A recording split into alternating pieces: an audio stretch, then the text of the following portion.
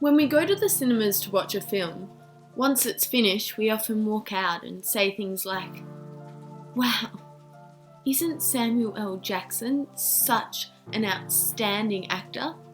Or, "Gosh, that film The Room was a bit of a rotten egg. What was the director thinking?" Or even, "Wow, who on earth was the cinematographer for Life of Pi? The shots and colours were incredible." But it's not often that you'd hear someone say, "What a great film. Did you catch who the producer was in the credits? Didn't they do an incredible job at helping get this film to the screen? They must be so organised." The role of the producer is often overlooked by audiences, but little do they know of how much a big role producers play in the making of a film, especially when it comes to pre-production. I am the producer, development producer, and possibly even the first AD for our Screen Production 2 short film, Like a Girl. So, how am I going to be able to successfully fulfill such an important role like this?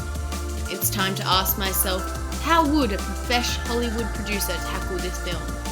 Dana Brunetti, who has produced an array of films including The Social Network, said, "Producing is like pushing effing rocks uphill."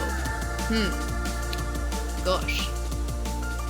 What are the things that I have to do as a producer that make my role so difficult? It's now time for 7 super suggestions on pre-production producing with Greta Queerly. Number 1. As soon as you are given the role as producer for a film, get organising dates for team meetings, for filming, for auditions and anything else ASAP. Number 2. You always need to support the other crew members, especially the director.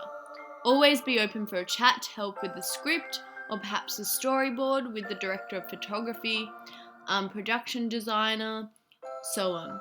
As development producer too, I can help with coming up with ideas for the script, edit the script, brainstorm with the director, but it's not my script, it's the director's in our film's case. She is the deciding voice on what's good for the script and what's not. Number 3. You don't want to turn up at the venue you are going to film at and find on the day that you're not allowed to. As soon as you are assigned as producer, talk to your team about where they want to film and then contact that place ASAP. If they're all good with it, get them to fill out a location agreement form so that it's all legal and therefore all set to go. Number 4. Ensure that all the other crew members are communicating at all times. And if not, it's my job to drive that communication.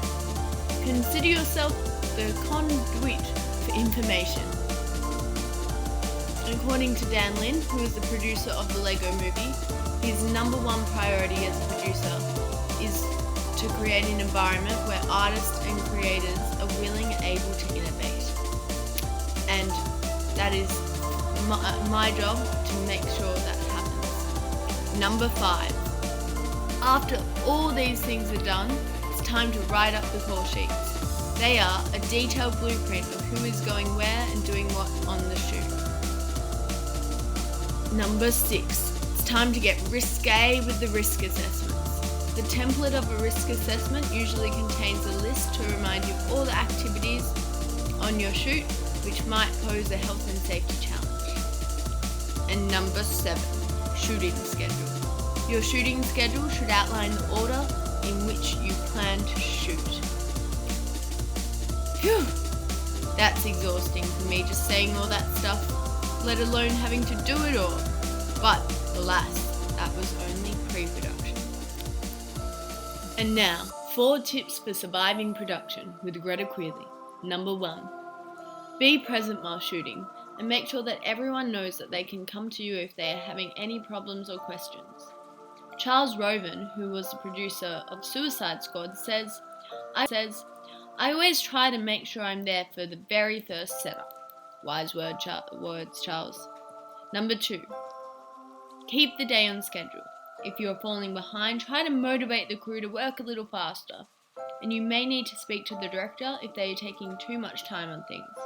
Your goal is to make your day stay on schedule and try not to have the director compromise their vision. Number 3. Use the slate before each scene and to ensure silence on set. Just be really concise and organised with that, and that's part of the first AD's sort of role. Number 4. Be aware that the shooting schedule is going to change throughout the day, but no need to worry about that. Move on and adapt to the changes. Flexibility is an important characteristic for a producer.